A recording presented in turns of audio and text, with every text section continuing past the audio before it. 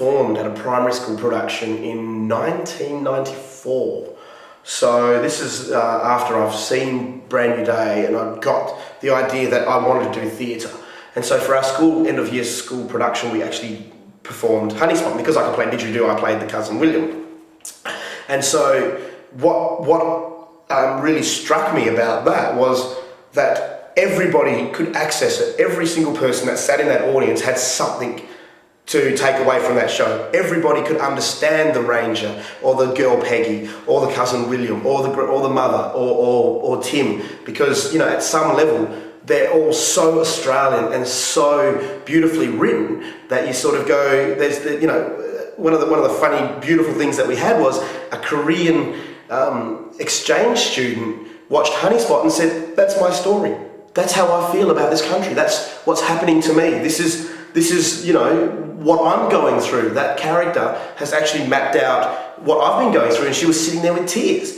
And then you had to delve a little bit deeper into it and to have a bit of a yarn about it. But it's such a beautifully universal play about two kids wanting to take their cultural heritage or even their life history and their life stories and use them to create something that's truly, what I would say, truly Australian. That's that whole idea of using ballet and traditional Noongar Nyambi or traditional Noongar celebration dances to actually tell one dance piece. And that to me is uniquely, truly and absolutely Australian, and what this country is all about, or what it ideally should be about.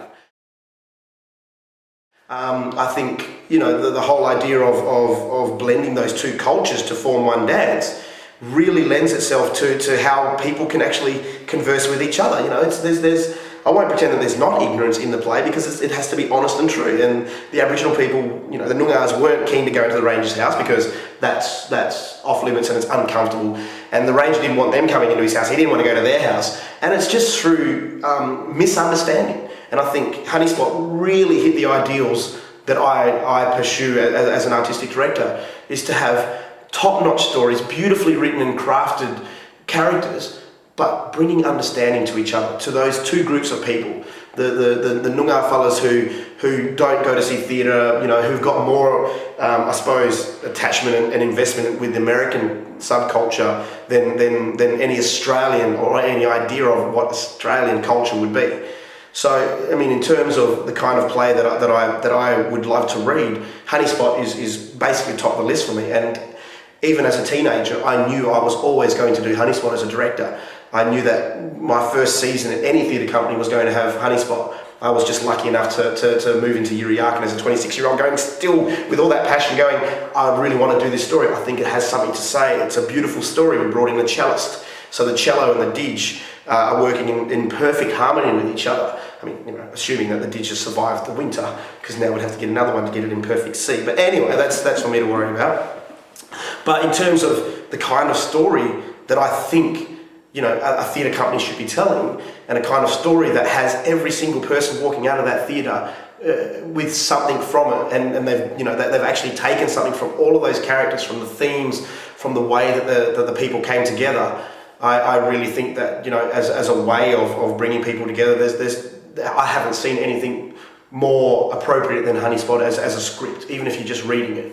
But the more that you delved into it, the more that you looked at the scenes, and the more you looked at every single line, and with the actors that you had, you're going, okay, let's pour through this and let's find out why this character is saying this. It's as deep as any Shakespeare that I've written. Any Shakespeare that I've read, because I haven't written many Shakespeares myself.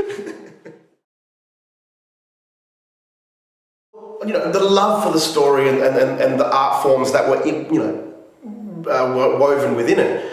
But I, as a director, I don't want to have the script. I don't want to influence my look and my thoughts of the script. I don't want that to influence the actors. The actors have to find what their attachment to it is, what they're feeling about it, what the beauty of that script for them. And then we through the conversations and through finding out, and then piece by piece, I will share bits of what I'm feeling about and my love for it, and what really struck me. So in those times, you have to really, you find the right cast. You know, any director will tell you that the cast is so important. And with this play, it was the cast that actually could access that. And every single person that I had on that stage really had something that they could relate to the characters. Absolutely, every single person. And that was the beautiful thing, was that it really is such a truly Australian play that most people, you know, that have grown up and spent a lot of time in this country will have something to give. You know, even if it's a a migrant family playing the white family, you go, well, you know, the idea of her art form and her dance art form is truly European. So you can have Russian people doing it, have, you know, Latvian or Polish people playing those parts, because it is truly about two cultures coming together and two, you know, cultural aesthetics working together. And it's yeah, I can't wait to start working on it again. I love it.